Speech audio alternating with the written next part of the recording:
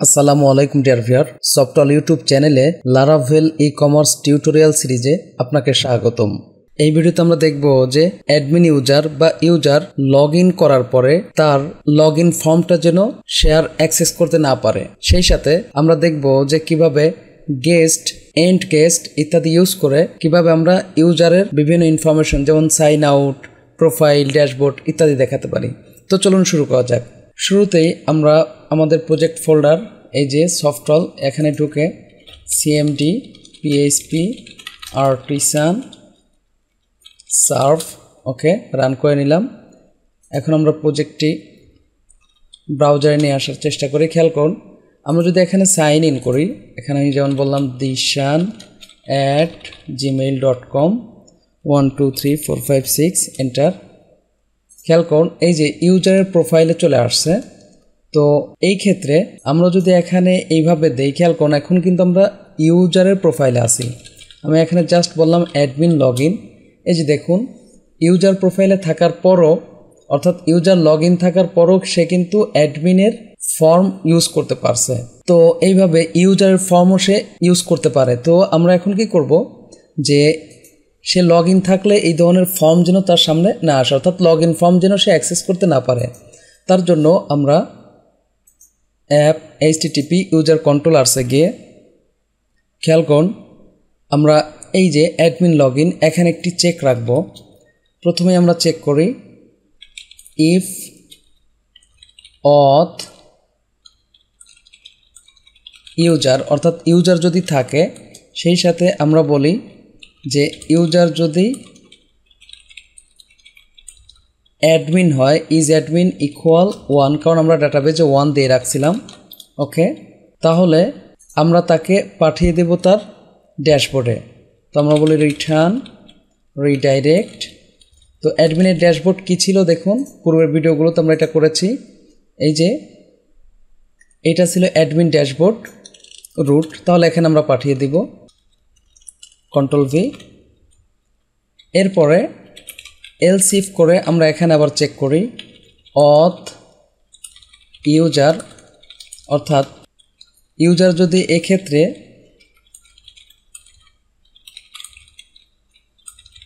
সাধারণ ইউজার হয় তাহলে আমরা এখানে বলবো 0, অর্থাৎ এক্ষেত্রে সাধারণ ইউজার। তাহলে সাধারণ ইউজারের যেই রুট আছে সেখানে আমরা পাঠিয়ে দেবো। তার রুট কোনটা আছে, এই যে খেয়াল করুন ইউজার লগ ইন এইটাই ছিল সাধারণ ইউজারের রুট। আমরা এটা আরও ভালো করে দেখে নিতে পারি। খেয়াল করুন আমি যদি ব্যাক করি এই যে ইউজার লগ ইন এটাই ছিল তার ড্যাশবোর্ড, তাহলে আমরা তাকে তার ড্যাশবোর্ডে পাঠিয়ে দেব। তাহলে ইউজার লগ ইন এখানে আমাদের রুট হবে রিটার্ন রিডাইরেক্ট, আমরা বললাম ইউজার লগ ইন। ওকে, তো এক্ষেত্রে আমরা এভাবে ইউজ করি Ctrl+S। এখন যদি সে লগ ইন না থাকে, যেহেতু আমরা এটা অ্যাডমিন লগ ইন বলছি, তাহলে অ্যাডমিনকে আমরা লগ ইন পেজে পাঠাবো। এক্ষেত্রে আমরা এলস ইউজ করি এলস। ওকে, লক্ষ্য করুন এখানে আমরা 3 ধরনের কন্ডিশন ইউজ করছি। 1 নম্বরে কি বলছি যে ইউজার যদি লগ ইন করে থাকে এবং সেই সাথে ইউজারটি যদি অ্যাডমিন ইউজার হয়, কারণ অ্যাডমিন ইকুয়াল 1 আমরা বলছি, কারণ আমরা ডাটাবেজে ম্যানুয়ালি এই যে খেয়াল করুন আমাদের যেই সফটওয়্যার ই-কমার্স ডাটাবেসটি ইউজার্স টেবিল ছিল সেখানে আমরা এই যে 1 করে দিয়েছি অ্যাডমিন ইউজারদের, আর সাধারণ ইউজার ছিল 0। তাহলে আমরা এখানে চেক করেছি যে সে অ্যাডমিন ইউজার কিনা, তাহলে তাকে আমরা তার ড্যাশবোর্ডে পাঠিয়ে দিয়েছি, কারণ সে তো অলরেডি লগ ইন আছে, তাহলে তাকে আমরা এই লগ ইন পেজ ইউজ করতে দিব না।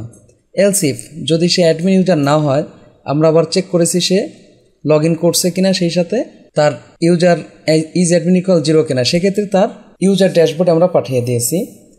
যদি এই দুইটার কোনোটাই না হয় তাহলে সে কী করবে, তখন লগ ইন পেজটা পাবে, অর্থাৎ যেহেতু এটা অ্যাডমিন লগ ইন হয়ে সে এখানে আসতে পারবে। তো আমরা যে লগ আউট হই, আচ্ছা খেয়াল করুন এখানে আমাদের এই যে সেমিকোলনটা মিসিং হয়েছে, Ctrl+S। আমি আবার রিলোড দিচ্ছি। ওকে, এখন যদি আমরা অ্যাডমিন লগ ইনেই ঢুকি, অ্যাডমিন লগ ইন, খেয়াল করুন আমি এখানে লিখলাম admin@gmail.com, এরপর আমরা লগ ইন করলাম। এই যে দেখুন অ্যাডমিনের ড্যাশবোর্ডে ঢুকছে। মজার বিষয় হচ্ছে যে দেখুন এই চেকিংটা যদি আমাদের না থাকতো তাহলে কি হতো, আমি প্রয়োজনে এটা কেটে দিচ্ছি, কন্ট্রোল এস। এই চেকিংটা না থাকলে আবার যদি সে এখানে অ্যাডমিন লগ ইন দিত তাহলে সে কিন্তু আবার এই যে লগ ইন ফর্মে চলে আসতো। তো এটা তো উচিত না, সে তো অলরেডি লগ ইন করে ফেলছে, তাহলে সে আবার কেন লগ ইন ফর্মে আসবে।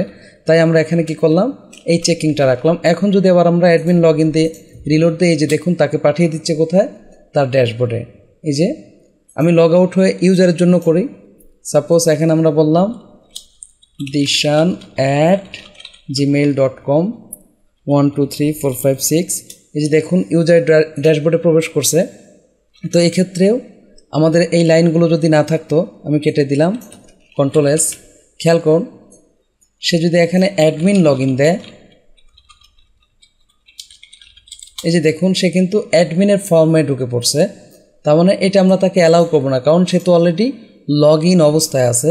সুতরাং সে এই ধরনের কোনো ফর্ম ইউজ করতে চাইলে তাকে আমরা চেক করে নেব যে সে লগ ইন আছে কিনা। লগ ইন থাকলে তাকে আমরা প্রবেশ করতে দিব না। এই যে দেখুন আমরা এখানে বলি অ্যাডমিন লগ ইন, এই যে দেখুন তাকে আর কিন্তু প্রবেশ করতে দিচ্ছে না। তাহলে আমরা আরও একবার দেখি, অ্যাডমিনের জন্য দেখে ফেলি। আমরা এখানে কি বললাম, অ্যাডমিন লগ ইনে যে দেখুন ফর্ম আসবে। ওকে, এখন আমরা কি বললাম, admin log in. Admin log in হয়ে গেল। এখন যদি এই জায়গায় অ্যাডমিন লগ ইন দিই তাহলে দেখুন এখন কিন্তু আর সে প্রবেশ করবে না। আমরা লগ আউট হলাম। ইউজারের জন্য আমরা দেখি, এখানে এসে বললাম dishan@gmail.com 1 2 3 4 5 6। এই যে দেখুন লগ ইন হয়ে গেল। এখন যদি আমরা এখানে অ্যাডমিন লগ ইন দিয়েও থাকি, এই যে দেখুন সে কিন্তু প্রবেশ করতে পারছে না। ওকে, এখন যদি এই জায়গায় আমি এই ট্যাবে কিন্তু এখনও আসি, লগ আউট হই নাই, অর্থাৎ ইউজার লগ ইন অবস্থায় আছে। এখানে আমরা যদি লোকাল হোস্ট এইভাবে দিই, এই যে দেখুন এখানে কিন্তু সাইন আপ ফর্ম এবং সাইন ইন ফর্ম তাকে দেখাচ্ছে। তাহলে সে যেহেতু লগ ইন আছে, আর লগ ইন থাকলে তাকে তো এইটা দেখানো উচিত না। এক্ষেত্রে এখানে কি আসতে পারে যে সাইন আউট, আর এখানে প্রোফাইল, বা এখানে সাইন আউট আসতে পারে, আর এখানে আমরা তার প্রোফাইল, ইউজার প্রোফাইল বা তার ড্যাশবোর্ডের লিঙ্ক আমরা দিয়ে দিতে পারি। তো তার জন্য আমরা এখন ইউজ করব অ্যাড গেস্ট। তো আমাদের এই অংশটা আছে কোথায়, প্রথমে আমরা খুঁজে বের করি। খেয়াল করুন, এটা কিন্তু হেডার বট নামক একটি পেজে আমরা রেখে দিছি আইএনসির মধ্যে। তাহলে আমরা ভিউসের ভিতরে ফ্রন্ট এন্ড, তার ভিতরে আইএনসি। ওকে, এই যে হেডার বট, এখানে যদি আসি, হ্যাঁ এই যে sign up sign in option আমরা পেয়ে গেছি, লিঙ্ক দুটো পেয়ে গেছি। তাহলে এই দুইটা লিঙ্ক তখনই অ্যাক্সেস হবে যখন সে লগ আউট অবস্থায় থাকবে, আর লগ ইন হলে তখন এখানে আমরা অন্য লিঙ্ক জেনারেট করে দিব। তো তার জন্য আমরা এখানে তাহলে ইউজ করি @guest। এইটার কাজ হচ্ছে চেক করা, যদি লগ ইন না থাকে তাহলে গেস্ট পাবে, আর যদি লগ ইন থাকে তখন সে এখানে প্রবেশ করবে। তো এক্ষেত্রে আমরা @endguest ইউজ করব। ওকে, কন্ট্রোল এস। তো এই দুইটাকে আমি কপি করে দেই, এখানে কন্ট্রোল সি কন্ট্রোল ভি। ওকে, খেয়াল করুন,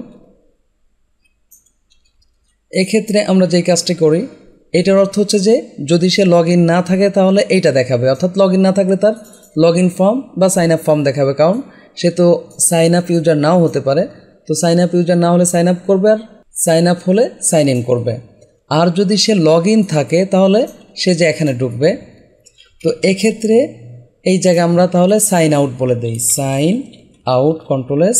আর এখানে আমরা কি বলবো বলুন তো, এখানে আমরা লগ আউট বলবো, কারণ আমাদের রুট কি আছে, এই যে দেখুন রুটে আমরা লগ আউট নামক একটি রেখেছি। ওকে, কন্ট্রোল এস। সেই সাথে এই জায়গা বা এইটাকে আমরা পরে দেই, এই লিঙ্কটাকে আমরা বলি সাইন আউট, আর এইটাকে আমরা বলি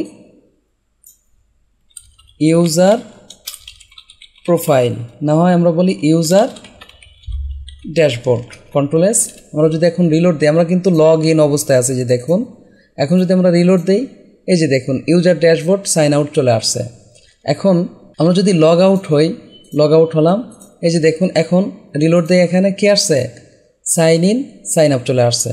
তাহলে আমরা সাইন ইন করি আবার, dishan@gmail.com 1 2 3 4 5 6, এন্টার। এই যে দেখুন তো আমরা এখন এখানে রিলোড দেই। এই যে দেখুন ইউজার ড্যাশবোর্ড সাইন আউট হয়েছে। তো ইউজার ড্যাশবোর্ডে ক্লিক করলে কি আসা উচিত? ইউজার ড্যাশবোর্ড আসা উচিত। তো তার জন্য ইউজার ড্যাশবোর্ড কোন লিঙ্কে আমাদের আছে? এই লিঙ্কে আছে, Ctrl+C, অর্থাৎ এইটা দেখলে আমরা বুঝতে পারবো এই যে ইউজার লগ ইন লিঙ্কে আছে আমাদের ইউজার ড্যাশবোর্ড। তাহলে আমরা এখানে এসে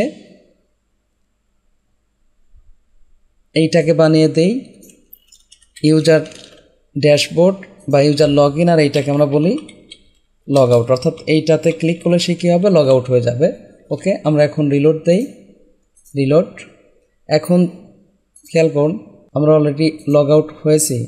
ওকে, তো আমরা আবার সাইন ইন করি। dishan@gmail.com 1 2 3 4 5 6 enter. Page expired. User login.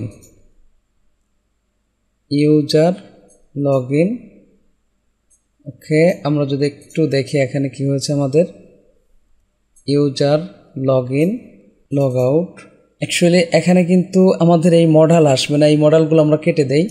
Just কি থাকবে? এই লিঙ্কটা থাকবে Ctrl+S। লগ আউটের ক্ষেত্রে আমাদের এই মডেল আসবে না। ওকে, Ctrl+S, কারণ এটা তো আমাদের মডেলের লিঙ্ক ছিল, আমরা কেটে দিলাম। রিলোড। এখন যদি আমরা ইউজার ড্যাশবোর্ডে ক্লিক করি, যে দেখুন ইউজার ড্যাশবোর্ডে প্রবেশ করছে, সাইন আউটে ক্লিক করি, সাইন আউট হয়ে গেল। এখানেও কিন্তু আর সাইন আউট থাকবে না, আমাদের সাইন ইন থাকবে না। আবার সাইন ইন করি, dishan@gmail.com 1 2 3 4 5 6 এন্টার। ওকে, তো ইউজারের ড্যাশবোর্ডে প্রবেশ করছে। তো এইটাকে আমরা একটু জাস্ট সিম্পলি, বেশি কিছু করব না এখানে, আমরা পরবর্তীতে করব এই কাজগুলো। তো এই যে আমাদের পেজেসের ভিতরে যে ইউজার ড্যাশবোর্ড আছে, এইটাকে আমরা জাস্ট এই যে হোম কন্টেন্টে যেভাবে এক্সটেন্ড করে দিছি, এই বিষয়গুলো একটু দিয়ে দেই। জাস্ট এইটুকু আমি কপি করে নেই, Ctrl+C, বা এই পুরো অংশটুকু আমি কপি করে নেই। ব্যানারও আমরা নিতে পারি, Ctrl+C, ইউজার ড্যাশবোর্ডে এসে আমি এখানে ক্লিক করলাম, ডাবল ক্লিক। ওকে, Ctrl+V, Ctrl+S। তাহলে ব্যানার পর্যন্ত আমরা নিয়েছি। আমি আবার হোম কন্টেন্টে গেলাম। ওকে, ব্যানার, আচ্ছা আমাদের ব্যানার দরকার নেই আপাতত, এখানে জাস্ট সিম্পল আমরা রাখি বোঝার স্বার্থে। আমি এটুকু কেটে দিলাম, Ctrl+S। যেহেতু মাস্টার এখানে আমাদের আছে, আর কিছু লাগবে না। এই জায়গায় বড় জোর আমরা বলে দিতে পারি ইউজার ড্যাশবোর্ড, Ctrl+S। আর এইটা আমাদের কন্টেন্টে থাকবে, হোম কন্টেন্টে গিয়ে আমরা ওইটা নিয়ে নেই। কি বলেছিলাম? Soft all content, Ctrl+C। Just এখানে এসে আমরা বললাম soft all content and section, Ctrl+S। এখন যদি রিলোড দিই তাহলে সব লিঙ্কগুলোই পাবো, সেই সাথে আমরা এটাও পাবো। যদি এটা দেখতে অড লাগছে তো বেটার হয় এখানে আমি একটু বিআর দিয়ে দেই, নিচেও কয়েকবার বিআর দিয়ে দেই। ওকে, Ctrl+S। আমরা যদি রিলোড দিই এইভাবে আসলো। এখন এই জায়গায় আমরা একটা কাজ করি, যে ইউজারের নামটা চাইলে শো করাতে পারি। এই যে দেখুন আমাদের ডিজাইনটা ভেঙে গেছে, কারণ আমরা জেএসটা নেই নাই। তো হোম কন্টেন্ট থেকে জেএসও নিয়ে নেই নিচের।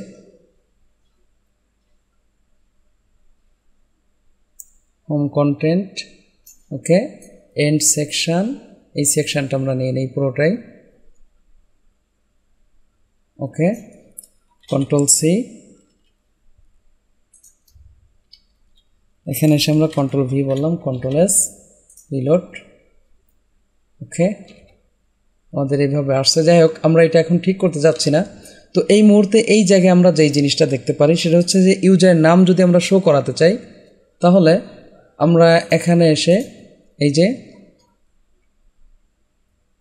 কন্টেন্টে আমরা এই জায়গায় প্রয়োজনীয় নামটা শো করাই, H3 ওয়েলকাম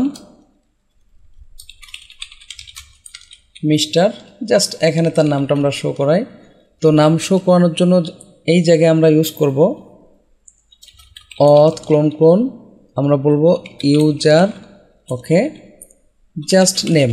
এক্ষেত্রে সে আমাদের যে ইউজার ছিল সেই নামটা দেখাবে। যে দেখুন ওয়েলকাম মিস্টার জিশান, আমরা এই জায়গায় একটা বিয়ার দিয়ে দিই, কন্ট্রোল এস।